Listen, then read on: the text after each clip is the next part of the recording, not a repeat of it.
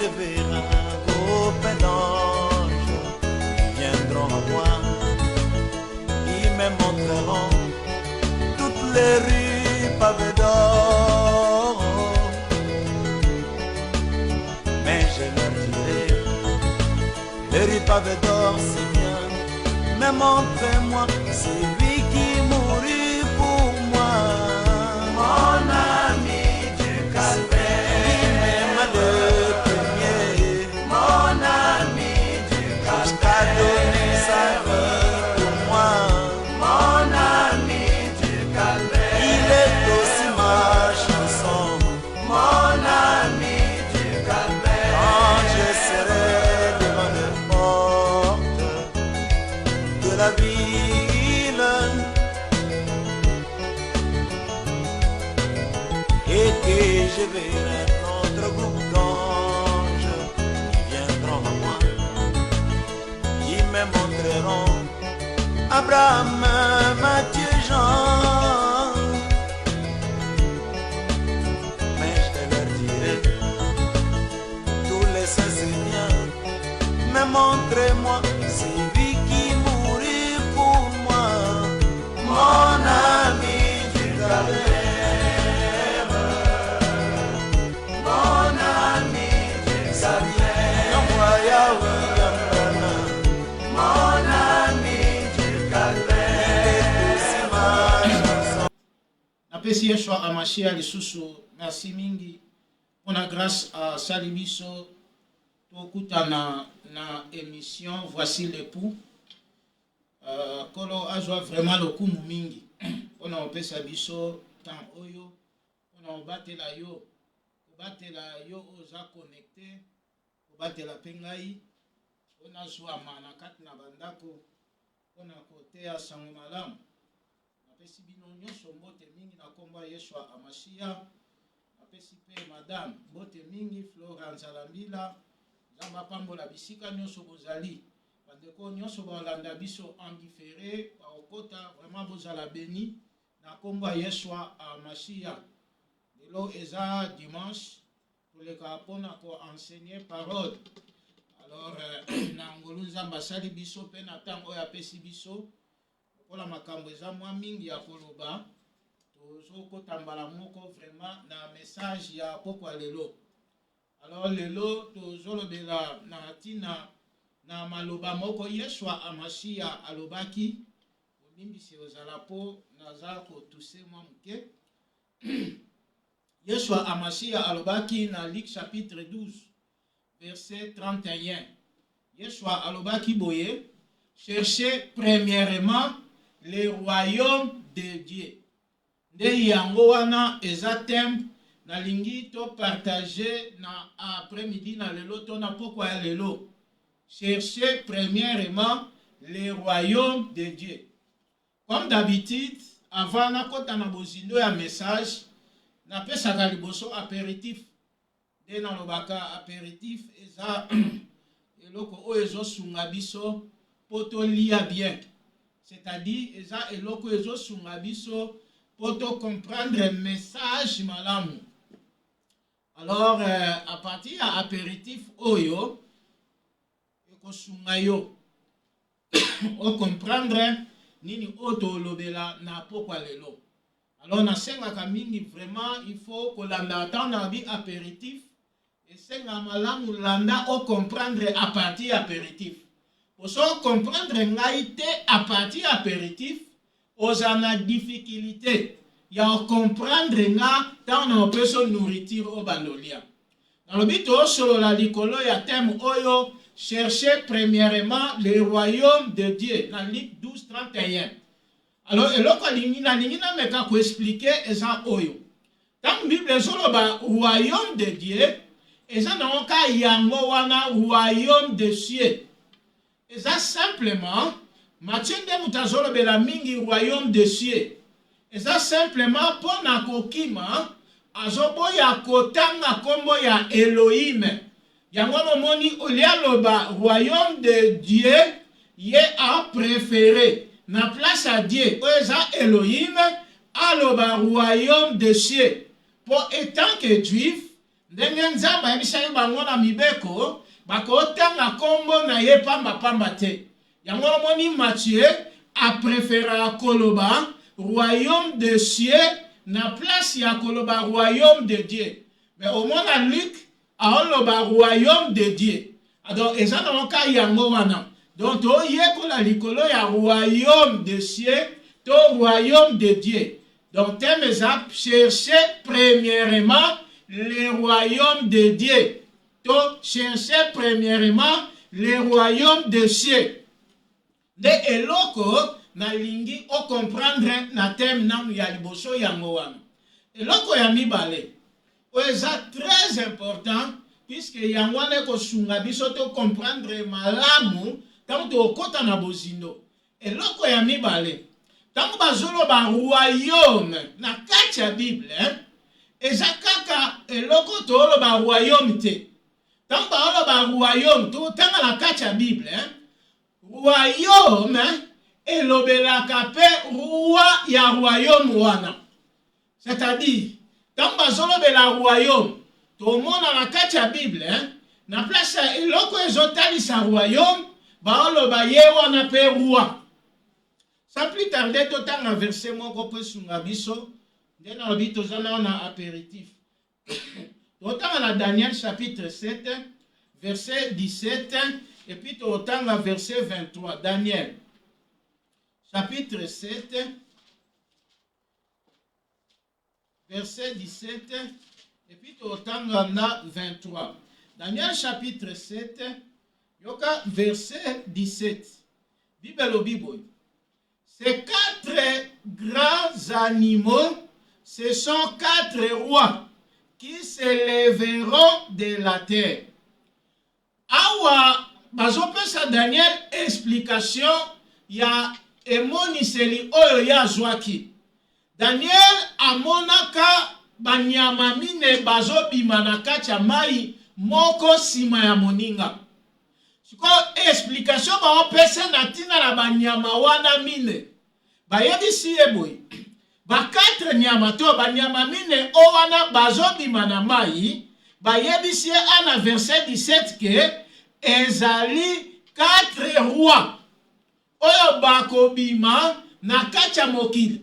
Oyo bakokonza mokili. Bayebisi ye eza quatre rois. Banyama oyo bazobima na kati ya mai. Bayebisi Daniel ke eza quatre rois oyo bakoya na kati ya mokili. Siko soto sote totangi na verset 23. Omona bayebisi ye sikoyo boye. Il me parla ainsi. Le quatrième animal, c'est un quatrième royaume qui existera sur la terre.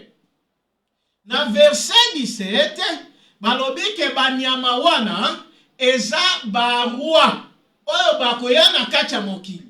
Sikoyo na verset 23, balobi na tina na quatrième royaume. Balobi quatrième animal eza quatrième royaume oyo ekoya na kati ya mokili. C'est-à-dire, na kati ya banyama oyo bazobima, ezolobela en même temps roi, pe ezolobela en même temps royaume. Donc, mutu ako dirige royaume wana. Bazopesa image ya roi pe na royaume. Donc, na kati ya banyama oyo nine Daniel amonaki, nyama chaque nyama, ezolobela roi. Pe ezolobela lisusu royaume oyo yako dirige. Alors tant biso tozolobela royaume des cieux. Banda on comprendre déjà que tolobela royaume et puis tolobela les rois de ces royaumes là. Donc dena lobi banyama mine bazobima. O banyama mine wana babimaki eza ba royaume oyo koya kokoza mokili. To oyo konzi mokili. Oye konzaki mokili. Sikona memba nyama na kaka. Oye baobenge zaba royaume. Bayebisi su Daniel ke eza aussi ba roi. Donc nyama wana azo représenter en même temps royaume. Pe azo représenter en même temps roi. Eza ndenge moko pe na stati. Oyo Nabucodonosor amonaki. Daniel te azopesa explication ya stati. Ayebisi roi boye, abi roi. Omoni ekeko oyo monaki. Ezalaki na mutu ya or. Ezalaki na tolo pe na maboko ya argent. Libumu na makolo ezalaki ya ere, ainsi de suite. Daniel azoyebisa roi boye. Omoni mutu ya or wana eza yo roi. Or mutu ya or ezolobela pe lisusu royaume ya Babylone. To empire ya Babylone. Donc ezolobela mbala moko roi ezolobela pe na royaume. Donc tant biso tozolobela le royaume de Dieu bando mona peke ezana roi moko tokobimisa lokola royaume wana. Donc royaume obiso toyekola awa tokoyeba kotala ke tolobela pe roi ya royaume wana. Tomona ke eza kokabwana te. Elobela mbala moko royaume pe ezolobela mbala moko roi. Oyo nde biso tokoyekola awa lelo. Yeshua Amashia alobi boye na tem na biso babi toluka liboso to chercher premièrement le royaume de Dieu. Elingolo baboye. Tant moutaye dans le Seigneur. Tant moutaye en Christ. Mutuwana eloko ya liboso. Oyo ye il faut aluka eza papier te. Eza ba document te. Eza ba statut ya mboka te. Eza mariage te. Eza libala te. Eza bana te. Eza lokumu te. Mbongo te. Tant moutaye dans le Seigneur. Seigneur Jésus loko azoloba mutuwana il faut aluka liboso royaume des cieux. Omona na sima Yesu alobi biloko mususu ekopesa mela yesima toyekolango. Poni Yesu alobi na yeteke toluka liboso mabala, toluka liboso mikanda, toluka liboso bana, toluka liboso mbongo te. Abi boluka liboso royaume. Oh royaume nango Seigneur Jésus alobi ko chercher. Oh, eloko bazo luka, eze loko eza à la portée de tous te. Eze loko eza ya kobombama. Eze loko ezo mona na te. Nde yangwana balukaka. Dote umutaye dans le Seigneur, eloko liboso ye, souci na ye, eza la liboso koluka. Donc, royaume de cieux, toya comprendre que, eza eloko eza caché. Toye kolango. Yamomoni Seigneur Jésus alobi, toluka liboso, to chercher liboso. Ndena lobi, ba cherchaka eloko eza caché. Ba cherchaka eloko ezomona na te. Ba cherchaka eloko eza ya kobombama. Nde yango wana, il faut koluka. Yango moni Seigneur alobi, boluka liboso royaume. Donc, tant mutazo luka, so bungisi mbongo, il faut luka yango. Pour ezomona na te, pour retrouver yango. Siko royaume peut otanga awa, eza tout un mystère. Eza loko eza ya kobombama. Siko esengeli na batu, baluka yango, baluka bamona yango. Toya omona, toya oyekola lisusu. Tangu yo omona ngo, tosuka na komona yango te, il faut siko pe tozala ba participant. Il faut tokota na kati ya royaume. Po eza biloko mibale. So tangi lisolo ya Yesu na Nicodème na Jean chapitre 3. Omona Yesu Amashia, eloko libosa lobaki komona royaume, pe eloko mususa yako loba kokota na kati ya royaume. Donc on détambola na biloko mibale oyo. Komona royaume eza bien, mais kokota na kati ya royaume oyo eza important. Awa Yesu alobi boluka liboso. Nalobi royaume eza un mystère. Eza ya kobombama. Yangwana Yesu alobi to chercher yango, to luka yango. Eza loko eza ya komona na boyete. Eza caché quelque part nde to yekola awa. Yangwana esengeli to luka yango. Donc c'est un mystère. To luka yango. Sikoyo royaume yango. Oyo Yeshua Amashia. Alobi to luka liboso. To luka premièrement. Eza nini. royaume ango oyo babi na biso toluka liboso toluka na mabala te toluka na mikanda te toluka na mbongo te toluka na so nini te tant tu es dans le Seigneur. Mais Yesu a conseillé biso toluka liboso royaume de Dieu. Siko royaume de Dieu yango eza nini nde yango tokoyekola awa eloko oyo basengi biso toluka liboso. Makambo mosusu ekopesamela biso sima toyekola pourquoi Yeshua alobi liboso royaume akipenda yena makambo mosusu mutu akozala nango besoin te po Seigneur ayebi ke ekopesama siko toyekola ndenge nini ekopesamela biso babiloko mosusu mais toluka liboso royaume. Siko royaume ango c'est quoi? Yango wana nde tokobanda koyekola awa. Nani totanga verset mo na Luc 17:20. Toka elo mo ezawana. Luc chapitre 17 verset 20. Luc 17:20. 20 à 21. Bible. Les pharisiens demandèrent à Jésus quand viendrait le royaume de Dieu.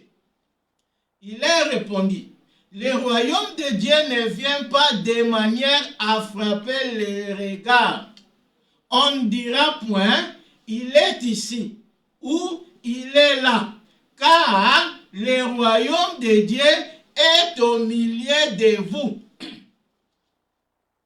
Awa ba pharisien bazalaki na posa ya oyeba tangu nini royaume ya Nzambe koya royaume oto oyekola lelo o Yesu alobi toluka liboso batuni Christ batuni Yesu a question babi tangu nini royaume ekoya Yesu ayebisi bango boye royaume ya Nzambe ekoya de manière ya kobeta misu te. C'est-à-dire, tant que vous avez et mon na misu boyete. Ayebisa bango, ba oyebisa binote, tala royaume yango. Ba oyebisa binote, tala yango wana kuna. Royaume bino bozotuna, eza déjà na kati na bino. Oh. Bango ba otune royaume kolonini, Yesu amasia siko ayebisi bango. Donc royaume eza déjà na kati na bino. Ah. Donc, mon royaume est un mystère. Donc, il y déjà parmi les pharisiens, mais il y a il fallait pas mon ango. Ce qu'on va mon ango déni. Pour royaume, est un secret. Royaume est un mystère. Royaume et mon anaka na miswa batu boyete. C'est quelque chose qui est caché. Si qu'on prend mon ango, il faut ça na batumoko. Il faut ça na mutumoko. Adimisila yo lo kwango eza caché pour au mona yango. Donc royaume Nzambe est caché. Ba pharisien ba omona ngo te mezalaki na kati na bango. Royaume nini yango ezalaki na kati na bango oyo bazomona te. Mais Yesu amasi azalaki na kati na bango ba omona ye. Siko ayebisi bango royaume ya teke beta misu oyo eza awo eza kuna te eza déjà na kati na bino. Royaume eza déjà na kati na bino. Siko kita bino nde sikoyo boluka bomona o pomona yango ifo bacha okolir na misu po efungula yo misu omona siko royaume mango. Detale loko oyo biso tolingi tolobela. Yango moni Yeshua Amashia alobi na lit wana place tolobaki 12:31 bo chercher. Royaume ba chercher yango. Ezalaka exposé boyete. Ezalaka teke komona na boy. Donc yango Yeshua a utilisé bo chercher. Ko chercher lingoloba, ko sala makasi o découvrir eloko eza caché. Ko sala makasi o trouver eloko eza ya kobomba. Raison pour laquelle Christ a utilisé le mot yako chercher. Puisque le royaume est caché. Il y a ici des pharisiens, ils sont déjà dans kati nabino. Donc, ils sont là, la kati ya pharisiens, le royaume est déjà, mais bazomo nangote. Problème yango donc, royaume Yeshua, alors il to luka, ndena otoloba, eza eloko eza caché. Yesu tama solo banatina la royaume. Yeshua tanga zoteya na tina na royaume de Dieu. Place nyonso tanga azolobela po na royaume, azayi ko utiliser ba parabole. Au monde alobi royaume nzambe ekokani na eloko boy. Royaume nzambe ekokani na eloko boy. Royaume nzambe ekokani na eloko boy.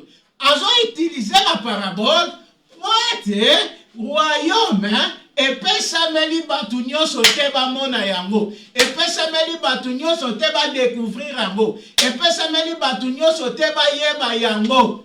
Yango nomoni Yeshua aza utiliser ba parabole na tina na makambo etali royaume ya Nzambe. Il fallait atika ngeza la caché pour na batu mususu, mais pour na batu mususu il faut la révéler. Puisque c'est quelque chose qui est caché et comme on a dans la mise boyete. Il faut pas jouer la yango, ba bimisela bino yo yango. Totalement Matthieu chapitre 13. Verset 10 à 11. Matthieu chapitre 13. Verset 10 à 11. Matthieu 13, 10. Donc la Bible est le Bible. Les disciples s'approchèrent et lui dirent, pourquoi leur parles-tu en parabole? 11. Jésus leur répondit, parce qu'il vous a été donné de connaître les mystères du royaume des cieux et que cela ne leur est pas donné. Awa, ba yekoli ba tuni Yeshua question.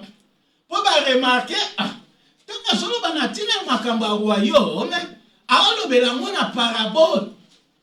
Oh, aolo ba na parabole, siko ba tu moyen ba comprendre makamba royaume ezate. Siko ba tuni question ba lobi, pour ni osolo bela ba tu na parabole. Natina na makamba royaume. Yeshua siko ayebisi bango lobi, po epesamelaki bino epesamelaki bino boyeba mabombami ya bokonzi ya Nzambe. Mais pona bango epesameli bango te. Pona bango ona oloba na bango na parabole. Makambo ya royaume Nzambe il faut ezala caché, il faut ezala un mystère, il faut ezala un secret. Donc, epesameli bangote baeba me bino, epesameli bino, boyeba makambo ya royaume. Oeza, yakobomba mana misu na bango. Il faut bango bayoka ngona parabole. Mais bino, il faut bayebisa bino na tina na royaume. Donc, ba disciple, bazalaki bachoy. Tango Yesu alobi kuna na parabole, na tina na royaume Nzambe. Tango koya epana bango, afungoli bango sikoyo makambo ya lobaki na parabole. Tango azoteya makambo ya royaume, tango azoteya message, o etali royaume, azo utiliser parabole, azo utiliser sambole, azo utiliser masese. Mais sikoyo epaye bayekoli, oyo bango, il faut bayeba na tina na royaume. Oyo bango, royaume koza na cachette, il faut a révéler yango epana bango. Kuna royaume eza caché, mais epa ba disciple, royaume eza révélé, azotalisa yango bango. Nalobaki, comment na royaume eza malamu, mais siko problème eza kokota na kati ya royaume. Eza biloko mibale. Yo mona même Moïse. Soto ji Moïse, lo mona ke yenda bimisa ibana Israël en Égypte. Na Rome. Ya okoma na tamu moko, Nzamba ebisi yebo. Tala mboka oyo ngana pesa ki yango wana. O mona ngo ba mona ki yango na musika. Mais Nzamba lobaki bokokota te.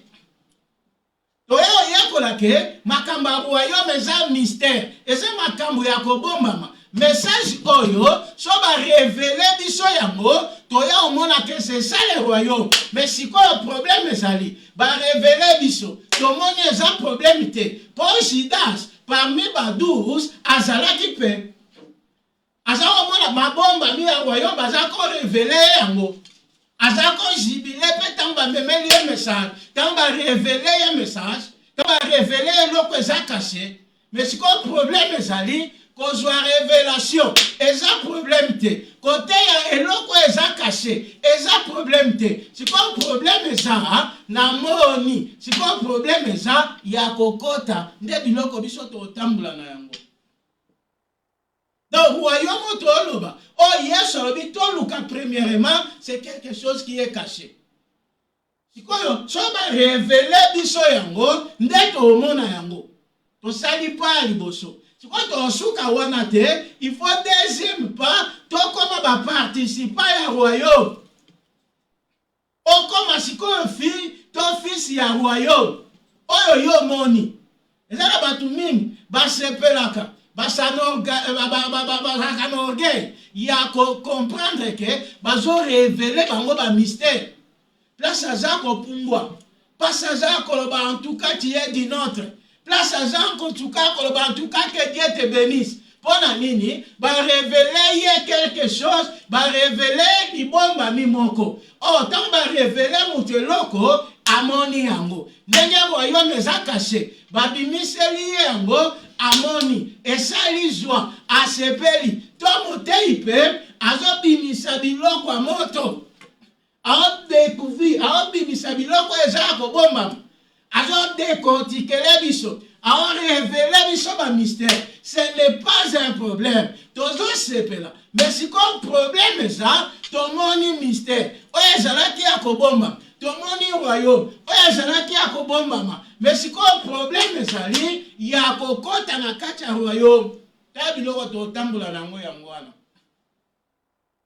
nde biloko tosolola sikoyo toyi tokota na kasi osimbinga awa bien nalobaki boye ntango baolobela royaume ezalaka en même temps royaume en même temps mpe roi ya royaume wana donc tant Christ azoloba le royaume de Dieu oyo bino bozotuna ekoyaka ntango azoloba eza déjà na kati na bino donc il parlait de lui-même étant que roi ya royaume wana ye wana mpe royaume sikoyo eza na problème ya komona ye eloko ya liboso yango nomoni Paul Pierre ayeba oyo azalaki ifallait azwa rema ifallait azwa révélation ya oyo azalaki kotambola ya mwana Marie oyo azalaki kotambola ya Yesu azalaki kotambola sikoyo ifallait Pierre bapesa ye misu ya komona véritable oyo Yesu azalaki sikoyo komona rema nde na oloba puisque Yesu azalaki tout un mystère pona oyeba ye il faut zwa rema il faut zwa révélation sikoyo kozwa rema eza problème te barévele yo oyo eza problème te baorévele biso mpe royaume awa eza problème te problème na biso sikoyo eza ya okota problème na biso nde tovandela yango wana ya okota koyela biso barévélation yes c'est une bonne chose côté ya révélation bamabombani ya bokonzi ya nzambe yes c'est une bonne chose kolongolela biso mpe na Yeshua kolongolela biso mpe na Nzambe bilamba tomona ye c'est une bonne chose sikoyo problème eza ya okota na kati ya royaume wana nde na Judas mpe azalaki komona barema baza kofungula ye Christ aza kofungula barema ntango Jésus azorévele bango makambo ebomba Judas mpe azalaki mais si quoi problème ça ya ozwa rema te ya omona te mais si quoi problème ça ya okota osepela na ba révélation yes mais ça la yoni et ça la kaoni ndeto oyekola awe loko yo il faut ça na pekisi yote yo ka barem na pekisi yote kote ya barem mais loko na ngina bakisa na oyo yoka na oyo mona na oyo lobaka il faut si cause à la participant na yango nde yango na place ngana ovandela lelo toza verset na biso de base Matthieu chapitre 13 verset 44 place au vendre Matthieu chapitre 13 verset 44 Yesu alobi boy yoka Yesu andela alobi ndena bi pona makambo ya royaume a utiliser ne ka ba parabole pese loko eza pesa mi pona batu nyonso te ba monango il faut tikala cacher pona batu mususu il faut tikala un secret pona batu mususu il faut tikala inconnu pona batu mususu yoka ndenge Yesu alobi awa pona ba yoka Abina 44, Matthieu 13, 44. Le royaume des cieux est encore semblable à un trésor caché dans un champ. L'homme qui l'a trouvé le cache. Et dans sa joie, oh moni. Donc, azurema, ya eloko eza caché, tanga moni yango, et même à kesengo. Dena otoloba, rema soye bimi, et pesa ka joie. So bimi si rema, oyo ki rema, place ça oko pumbwa, ce n'est pas un problème. Mais tel loko ngana lingi to danda po to kokise loko yoka. L'homme qui l'a trouvé, a trouvé ce qui était caché. A trouvé royaume, eza lokola trésor, babomba la kacha bilango. Siko mucho yo, aye oya moni yango. Akotondisa mamesengo. J'aime la révélation apporte la joie. La révélation et même akesengo na kacha mutu. Mais esuki wanate, biso siko tokotambola awa, toyoka mutu amba salakini. Dans sa joie, il va vendre tout ce qu'il a et achète ses champs là où il a caché les trésors. Awa Yeshua Amashia azolo babu. Abi royaume ya Nzambe eza lokola trésor moko oyo babombi na kati ya bilanga. Donc, royaume Nzambe ezalaka tout un mystère. Abi eza trésor ezalaka eloko valeur, lisanga biloko valeur, sikoyo babomba. Po benga trésor, il faut ezala d'abord biloko ya valeur et puis babombi yango. De yango babenga trésor. Donc sikoyo Yeshua azokokanisa royaume Nzambe na un trésor. Abi moni royaume Nzambe eza lokola trésor moko oyo babombi na kati ya bilanga. Sikoyo mutu akomona ngo akozwa yango abombi yango asamoni eloko liboso amoni tango mutu amoni ce qui est caché, c'est ça la révélation, c'est ça amoni mystère, va révéler quelque chose qui est caché. Amoni omoni so va révéler eloko eza kobomba na kati ya makomi awa etombola lem susu ya mutu esepelisaka motema ndena bi esfer jibilaka mutu ya unona peksa batu kotinda batu te ditame te kotinda batu ba ditame te yo fungula kaka bore tant mutu akoyoka ekokotinda ete emoka kopumbuka donc ako kanga pe kopumbuka wana te ako kanga pe ko jibile wana te po eloko ya yoki yango nde kosala ebongo. Donc, a révélé mutoyo aya moni trésor ango. Bible lobi na esengo na ye aokende kote kabiloko nyonso ya azanango. Ponani azana posa a posséder royaume wana. Komona moni na ye, c'est bien. Mais si quoi problème ezali, il faut a posséder yango. Il faut azwa yango. Il faut ekoma ya ye. Tala biloko na lingi to solola awa yango. Yesu alobi eza royaume Nzambe eza lokola trésor babombi na kati ya bilanga. Or bilanga awa bilanga elobela biloko mibale. Awa bilanga elobelaka église to bilanga elobelaka monde.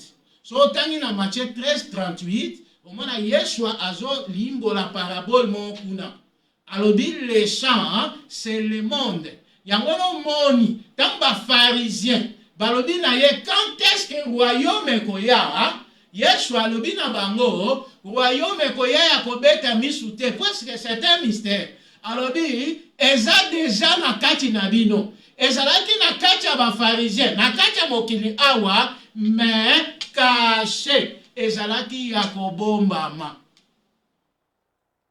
Ça a babombi royaume, c'est ce monde. Le royaume est là. Mais c'est pas, eza caché. Ce n'est pas à la portée de tous. Batunyo sotende bako na yango.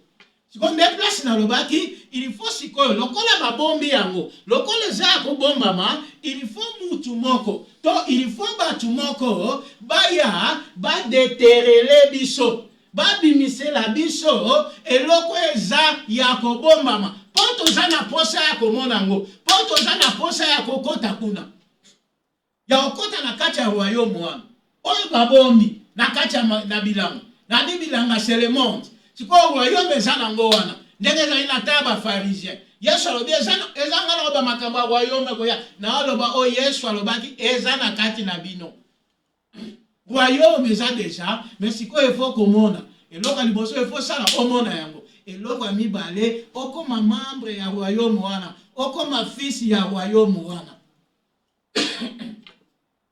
yango moni yesu amasiya na makambo ya royaume mpona badisiple na ye ekoka ozala kashe te ekoka ozala ka mystère te ekoka ozala inconnu te il fallait abimisela bango eloko nini yesu azalaki kobimisa na otoloba ntango azoteya makambo ya royaume mateya ezalaki mpona bato mosusu azoloba na bango na parabole mpona bato mosusu aloba na bango sambole me mpona baoyo ye azorevele bango parole kuna eza parabole awa apesi bango explication ya parabole wana awa azolimbolila bango awa azopesa bango explication azorevele bango oyo kuna eza caché c'est ça le royaume eloko eza ya kobombama epai ya bato mosusu mais epai ya badisiple il faut bamona yango mokolo mosusu alobi boza bato esengo mpo makambo oyo bino bozomona bato ebele baprofete ebele bazalaki na posa ya komona yango me bamonaki te bapesaki yango ka losako na mosika donc badisiple bazalaki bato esengo bazalaki oyebi Pierre ntango azwi révélation ya yesu ayebisi ye boye oza mutu esengo Simon moni reme yesu azokonfirme abi Simon oza mutu esengo po eza makila mpe mosuni te etalisi yo oyo nga naza c'est mon père natalisi yo oyo nga nazali oza mutu esengo révélation epesaka esengo révélation esepelisaka problème nangeza awa Judas pas alaki tango yesu azorévele bamystère ya royaume oyo mpo bafarisien ezalaki parabole awa tango bazopesa explication eza très importante tango bazopesa mais sikoyo problème na biso ozwi explication ya parole ozwi explication ya message ememi esengo na kati na yo sikoyo omwani yango c'est bien puisque ezali caché sikoyo esali nini epa na yo est-ce que explication wana yozwi rema wana yozwi nini wana yozibilile eloko nini esali na kati ya vi na yo nde yango wana ndenge moko na type oyo bible elobi moto oyo amoni yango quelque chose qui est caché amoni eloko ya liboso amonaki amoni nini un mystère qui est caché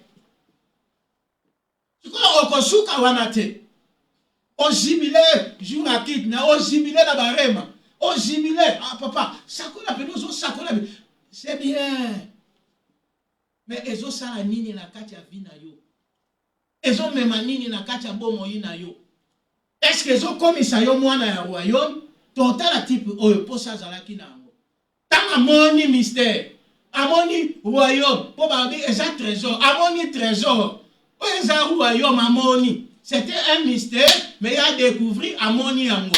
Si quoi eloko nini osala, oh tokoma wana. Pour ça na ezali, il faut à joie royaume wana. Yango na une église, wana posa ya bato balakisa biso ba mystère, to balakisa biso trésor oyo eza caché. Musala ba ministre yango wana.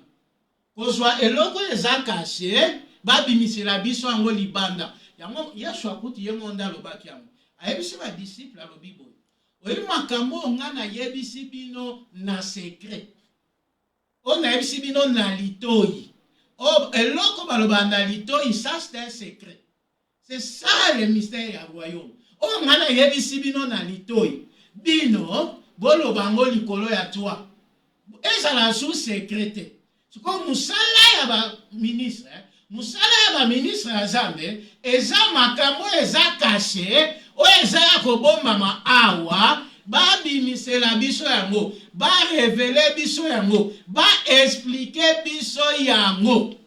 Yesu alobi o nayebisi bino na butu ndoto oyo ezalaka ndoto alobi bolo bango en plein jour bo explike yango oyo monaki na butu na moi explike yango eza biloko azoyebisa bantoma nde mosala ya un bon ministre il faut asala oyo eza ya kobombama awa mpo oyo ezalaka sambole oyo ezalaka ndoto ya mokonzi esengaka sikoyo explication ya ndoto oyo esengaka mutu aya koexplike biso mutu akomprendre ndoto na ye te ndoto ya loti akomprendre te il faut babenga mutu moko aya alimbolila ye yango wana ntango bakolimbolila ye ekomemesengo na kati na ye me limbola ntango ezoyepa na yo explication ntango bazopesa yango il faut esala eloko moko oyo place nga na kosukisila mateya na nga totango eloko mona Juge 14 Juge chapitre 14 verset 12 à 14 Juge 14 12 à 14 Juge 14 12 à 14 et il leur dit à Samson et il leur dit de celui qui mange Tobalina 12 Samson leur dit je vais vous proposer une énigme. Si vous me l'expliquez pendant les 7 jours du festin, et si vous la découvrez, je vous donnerai 30 chemises et 30 vêtements de rechange. Mais si vous ne pouvez pas me l'expliquer, ce sera vous qui me donnerez 30 chemises et 30 vêtements de rechange. Il lui dit, propose ton énigme et nous l'écouterons. 14. Et il leur dit, de celui qui mange est sorti celui qui se mange, et du fort est sorti le doux. Pendant 3 jours, ils ne purent expliquer l'énigme. Ah, Samson, ayebisaki bafilistin oyo, aza na sambole moko, oyo aoyebisa bango. So bapesi ye explication ya sambole wana to ya enigme wana akopesa bango bilamba alaki awa biloko ya opesa bango. Sikoba Filistin babina ye yebisa biso bino bokoko yebisa ngate ngai bino nde buti boko pesa ngai yango. Sikoba ba Filistin babi yebisa biso enigme na yo. Sikoba Samson apesi bango sambole na ye. Na oyo aliaka ebimi oyo baliaka.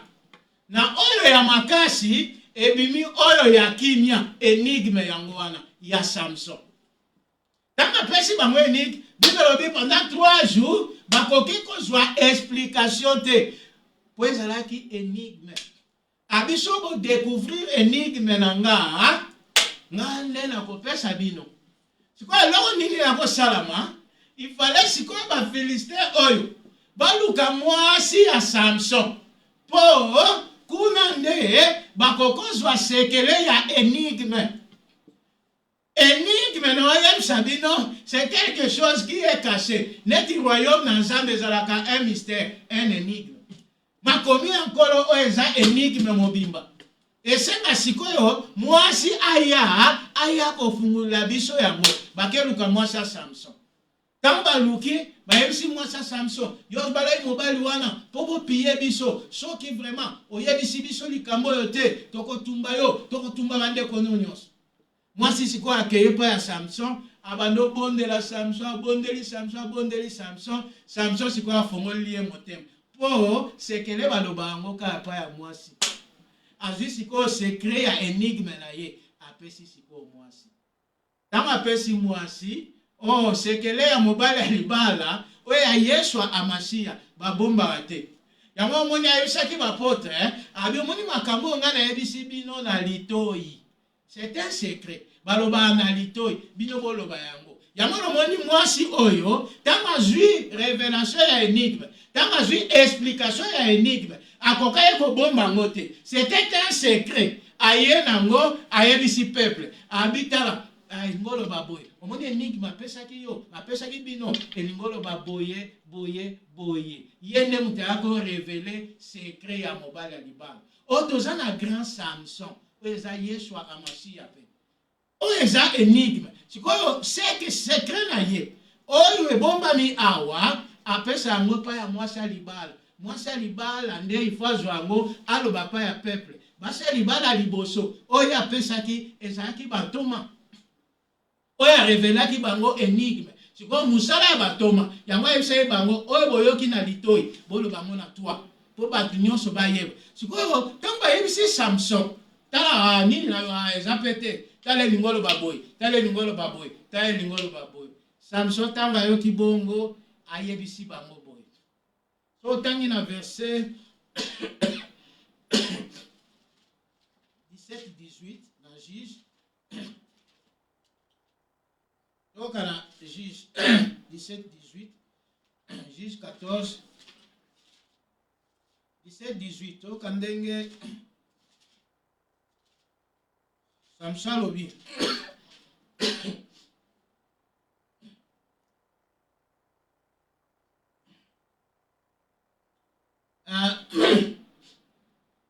donc andenge Samson lobi Bible lobi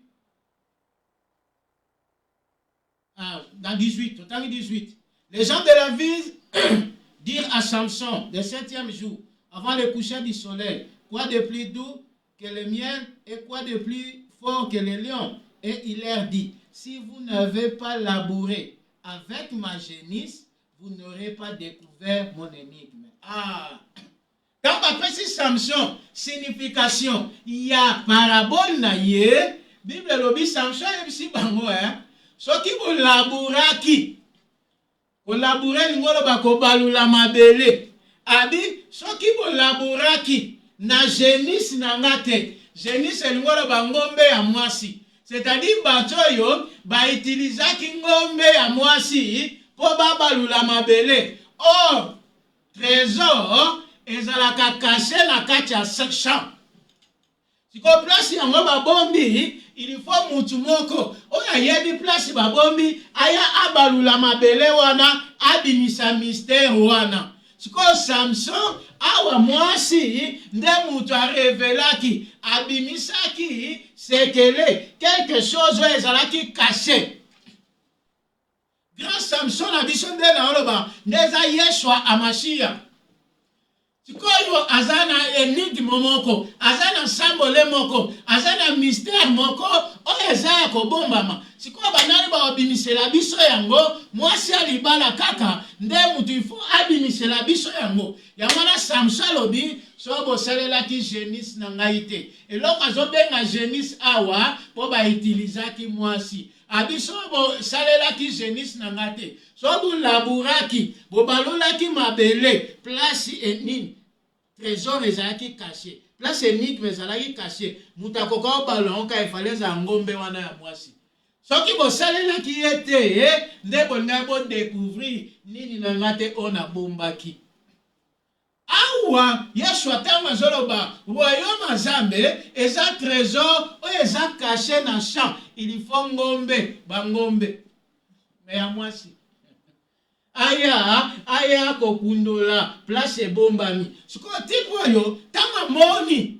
trésor Bible lobi boye na esengo wana akei mbangu po azalaki na babien azalaki na barichesse azalaki na biloko sikoyo balobi na esengo wana akei mbangu koteka biloko azalaki na yango po adécouvrir eloko ezalaki caché oyo ezomona na bato mosusu te me ye amoni yango sikoyo esali esengo na kati na ye esengo wana esukisi ye na komona te esukisi ye na kozibile mystère te me etindi ye sikoyo akende koteka biloko nyonso azalaki na yango tala eloko ema ekwemaka mutu mutu wana azalaki na ba bien, azalaki na biloko. Sikoyo pour gagner trésor ya moni, il faut nini a vendre biloko nyonso oye azana yango. Pour na kozwa royaume, il faut atika na meloko te. Pour prier royaume, eza biloko nyonso ya zanango. Il faut teka yango, yango ko sala azwa royaume. Omoni nde toza awa, toza na biloko toza na yango. Biloko yango, yango apôtre Paul alobaki boye.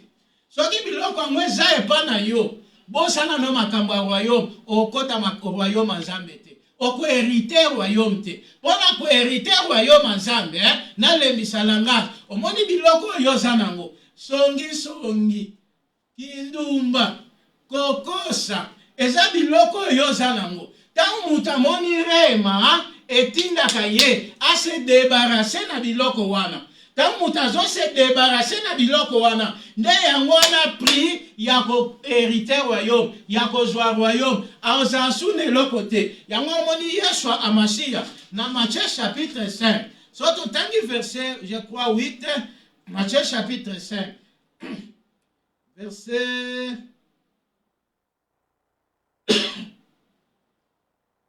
Tu vois, Yeshua le Bible, errez les pauvres en esprit. Oh là là. Car le royaume de cieux est à eux. Yeshua le Bible, et c'est mon ababola yamolimo. Eza biloko basango ba oko sabisote. Ozwa bokonzi ya Nzambe, il faut za mobola ya nzoto boyete. Ababi ba pauvre en esprit. C'est-à-dire biloko nyonso yo zalaki na yango, ozala ngo lisusu te. Yango wana oteti, langage Bible utilisé. Mutu otanga moni, bakotinda yete, ye moko nesengo, aokende, koteka o nyonso azanango, po kaka ya kozwa royaume. Yango na comprendre un jour Paul alobi boye. Oh, biloko nyonso ezalaki pona nga comme intérêt. Biloko nyonso ezalaki pona nga comme litomba. Natangi yango pamba pona connaissance ya Christ. Biloko nyonso ezalaki motuya pona ngai, natangi yango pamba. Tala biloko oyo, royaume etindika biso kosala, to révélation. Moni révélation, tango mutaji yango, na okamwa, osepelaka na révélation, oteyaka révélation, ozibila na ba révélation, mais ça que eloko te, ozana okana songi. Omoni na yo, omona na obarema, bakundulelaka yo yango penda yango, omoni, ojibile, neti tipo, tanga moni na joie, masuka kiwana te. Il faut se débarrasser. Eloko nini barema oyo kaka. Eloko nini barema oyo teyaka. Emema na kati na vina yo. Un jour, frère Paul alobi, di tomba nini. Abi na o traité, nzoto langa, direment. Na o komisango mo umbu. Ponga ina boya mate jour wana, nga o na teyaki bato. Oko fungola ba rema, oko bimisa ba révélation, yes, mais il faut même quelque chose na kati na yo. Il faut tinda yo o se débarrasser. Rema, révélation et longola mutu songi. Révélation et longola mutu mante, et longola mutu ndumba, et longola mutu son mutandeni ba mabe wana. Ya mon frère Paul, alobi na Galates 5 19 totanga noki. Galates 5 19. Biloko yo, il fallait teka. Biloko yo, il fallait se débarrasser na yango pour gagner royaume. Toyoka Galates chapitre 5. Zaba verset to tanga gaming to yebi yango.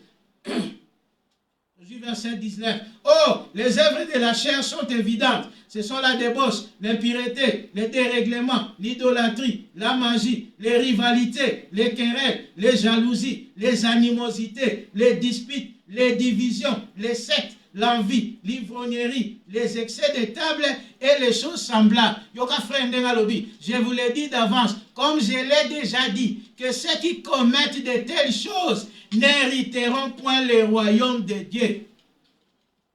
Problème est au monde à mais un problème te. Mais problème est ça, oh zanango, teka, kende teka, soit si comme misolo, yaka po somba royaume. Yango moni Yeshua, alobi boye na bino na mama balate.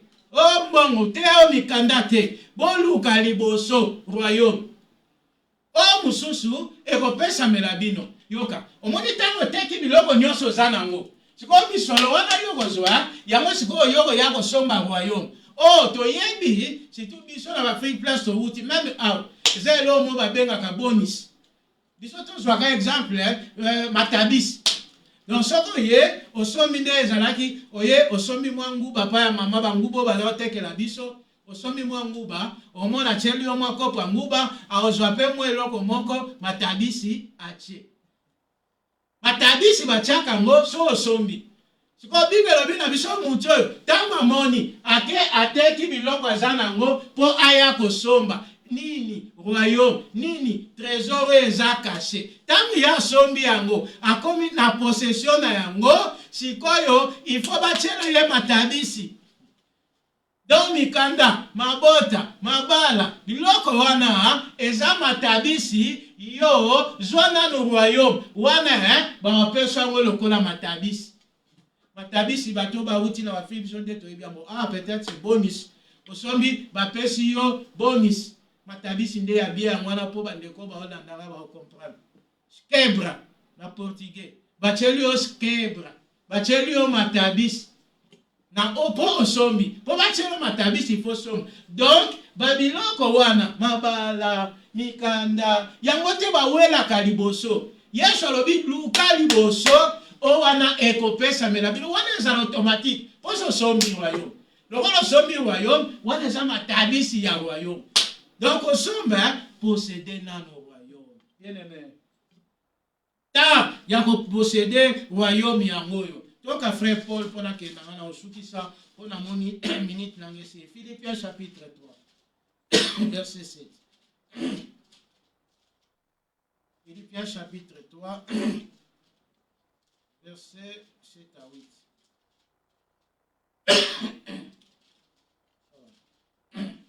Philippiens 3, 7, 8. Donc, mais ces choses qui étaient pour moi des gains, je les ai regardées comme une perte à cause de Christ. Ah, c'est lui le vrai royaume. Atangi biloko nyonso pamba pona Kristo, royaume ye wana. Kola zana posa batu bakota na kati ya royaume wana oyo yaza. Na bai na bino royaume lobela royaume moko na mboka oyo azokamba. Et même je regarde toutes choses comme une perte à cause de l'excellence de la connaissance de Jésus-Christ mon sauveur, pour lequel j'ai renoncé à tout. Je les regarde comme la boue, afin de gagner Christ et d'être trouvé en lui, non avec ma justice, celle qui vient de la loi, mais avec celle qui s'obtient par la foi en Christ, la justice qui vient de Dieu par la foi. Ah, je peux ne logo place à l'obi, à l'obi, j'ai renoncé à tout. Je regarde comme de la boue afin de gagner Christ. Oh, ninyango ezo sepelisa yo. Ninyango ozana yango. Frère Nelson Paul à l'obi, pona ye atangi biloko nyonso pamba pour à gagner Christ. Dans la véritable royaume yo. Oh, biso il faut tout gagner, mais il faut tout renoncer à tout. Ninyango zanango. Même à ta bouton oyo zanango, il faut teka yango. Poso zanango kaka e kokate. Pria osomba royaume e kokate e ozanga. Bouton la so eza un pi. Il faut teka yango. So eza 1 pound, il faut teka yango pour 1 pound e kozanga po montant ya royaume. Pona osomba ngo 1 pound wana il faut ya. Donc, c'est-à-dire qu'on s'est débarrassé na liste aux frères atangi biso awa. Tala iloko na ngana partager na pokwa lelo. Vraiment ozwaka, vraiment oteyaka, ememani na kati na yo. Tala ere ya ko gagner, ya okoma mwana ya royaume. Mais ba royaume kokota ngo. Iloko batangi biso ataso moko eza na kati na yo. Bosana.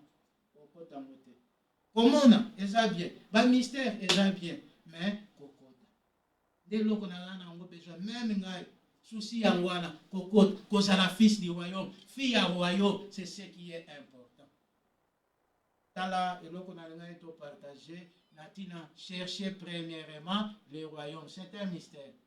Batei ba révéler abiso ango.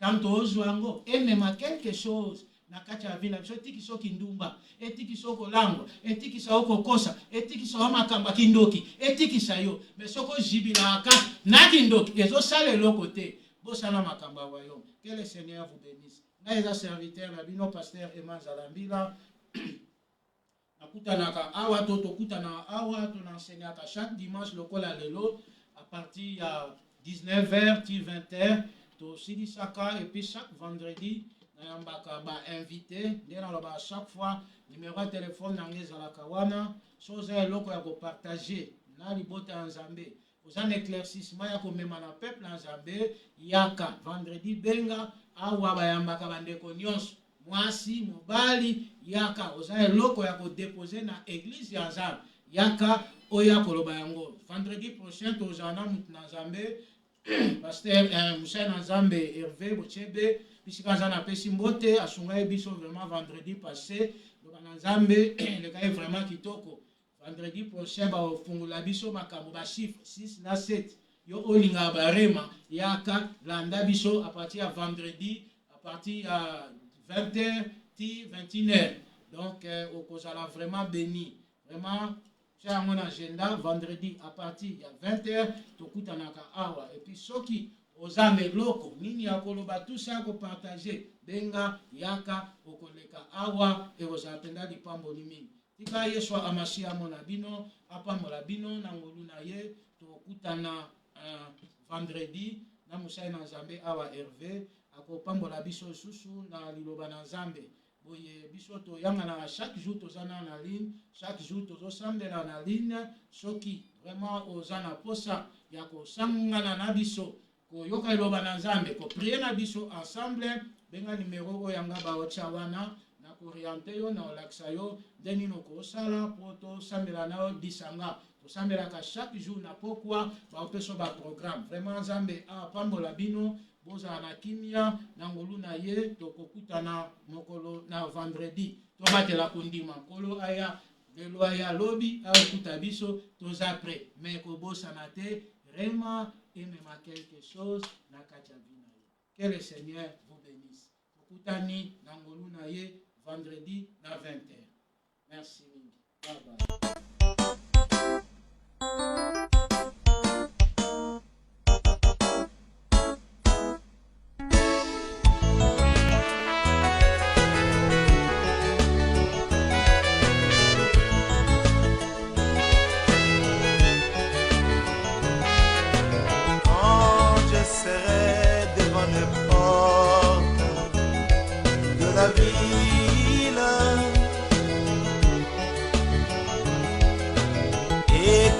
Je verrai un copain d'ange, ils viendront à moi, ils me montreront toutes les rues pavées d'or. Mais je leur dirai, les rues pavées d'or c'est bien, mais montrez-moi celui qui mourut pour moi. Mon ami du calvaire, il m'aima le donner sa vie pour moi. Mon ami du calvaire, il est aussi ma chanson. Mon ami du calvaire, quand je serai devant les portes de la ville et que je verrai notre groupe d'anges, ils viendront à moi, me montreront Abraham, Matthieu, Jean. Mais je leur dirai, tous les saints Seigneurs, mais montrez-moi celui qui mourut pour moi. Opekisa kingana panza sangwa bola mosalenga. Mais moteme bombie kokite. Suka suki pasoli monoko malobe bini. Alléluia. Haebi kosala oyo bato bakokate. Haebi kopesa esengo na bae balela. ayebi kosimba mitema oyo ezoka ayebi kozongisa misuni na mikora makambo sali na binanga nakobomba te makambo sali na binanga nakobomba te makambo sali na binanga nakobomba te. Je suis un homme de près basusu batikali mengande nazongi naye kopesa matondi na oyo osali na vinanga olongoli kanser apasi ebetaki nelongi na ngai nakobomba te okausi mpe joli ebima moto akopangusa azalaki te okausi yango yeswe bapasola badusi na bakompani melelo nakomi engage nakobomba te bamerese baloba mpo na ngai suki nakobota te me nabotima pasa ayebi kosala yawe yawe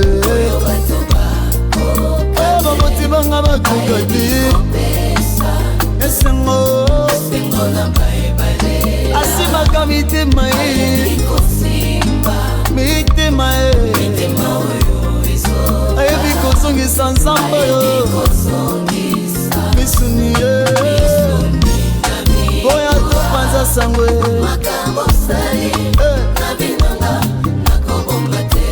elekeli mabazo na ngai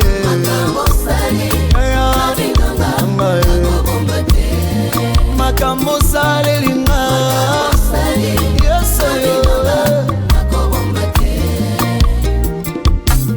tu as fait le projet de bonheur et non de malheur na vie na ngai tango bakanisi bateki ngai soka bamemi nga na destine na ngai Joseph paisolenga na zamba soka nga Dawidi molongi Goliath mpo na Israel eloko elekeli ngai Yesu atalisi eve na nga te mpo apesa libala eloko elekeli ngai Yesu atali mabe nasala te mpo akufela ngai alongoli soni na ngai oyo ngai oyo nakoki te kobomba ayebi kosala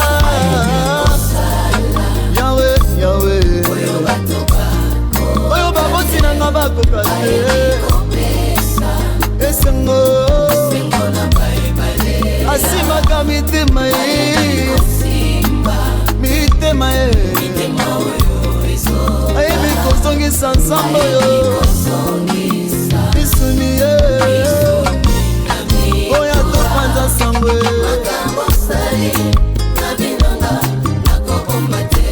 elekeli mabazo na ngai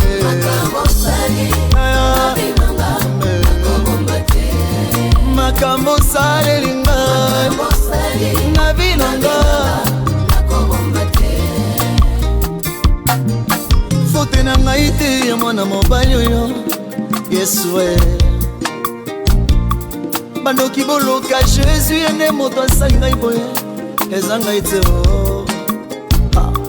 akutaki nga na zamba ye abengi nga abakoli nga mafuta na ye abikisa nga na tension zero naza na raison ya koyembela ye bobenga ye magicien bobenga ye bezepu etali ngai to bobenga Yesu nga kisi boloba aza sorcier nakoyoka te esika na ngai ezalaki liboso ya porte la belle kasi lelo nzambe abikisi nga na kote ifo nayembela ye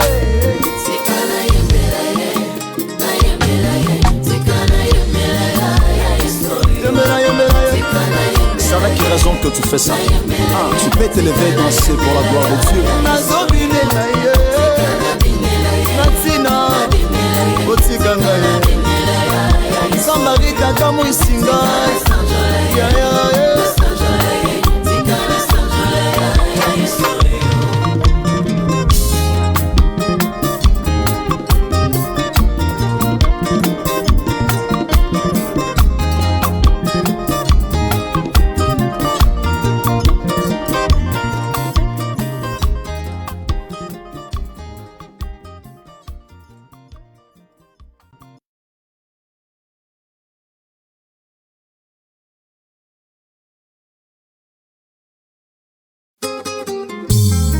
opekisaki nga na panza sango abola mosaleli ngai me motema ebombi ekoki te sukasuka epasoli monoko maloba ebimi.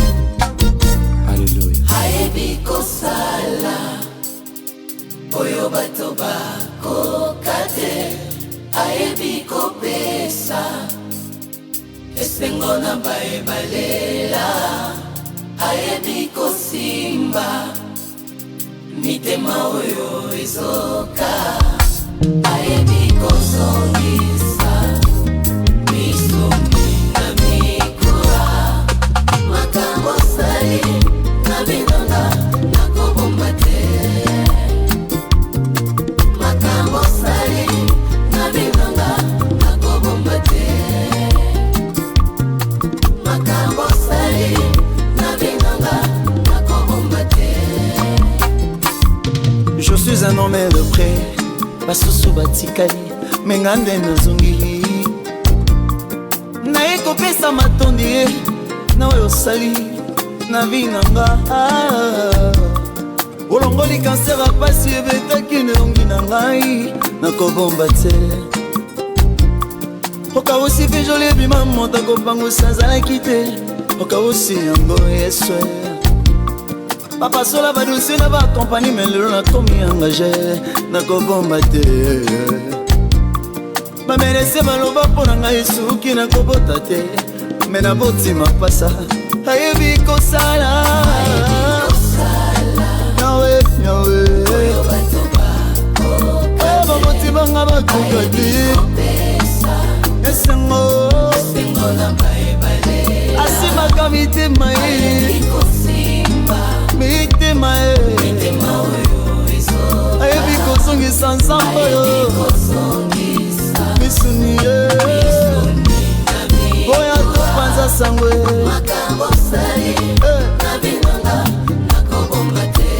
telekeli mabazo na ngai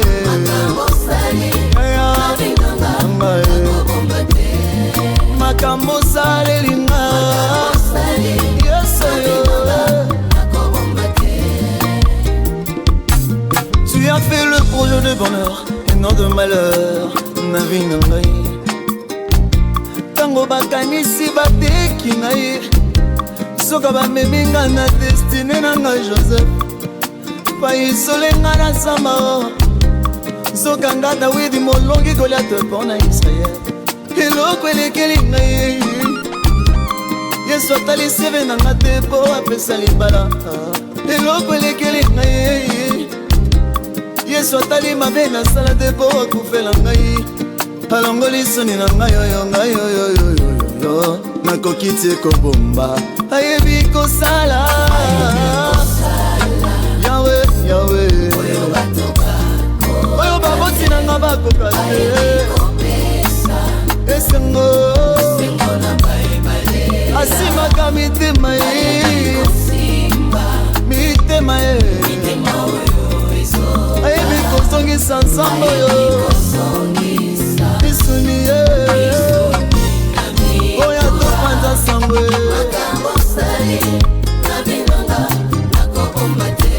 telekeli mabazo na ngai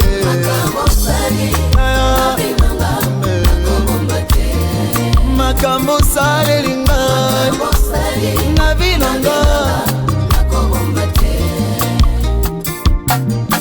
fote na ngai te ya mwana mobali oyo Yesu bandoki boloka Jésus ye nde moto asali ngai boye eza ngai te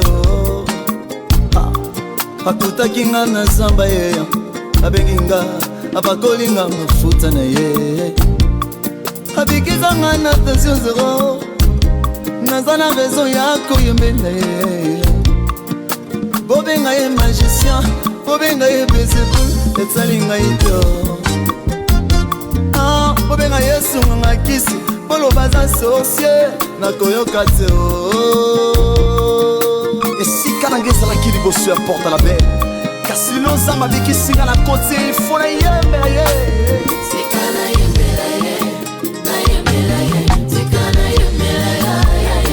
yembela ye ezalaki raison que tu fais ça. Tu peux te lever et danser pour la gloire de Dieu.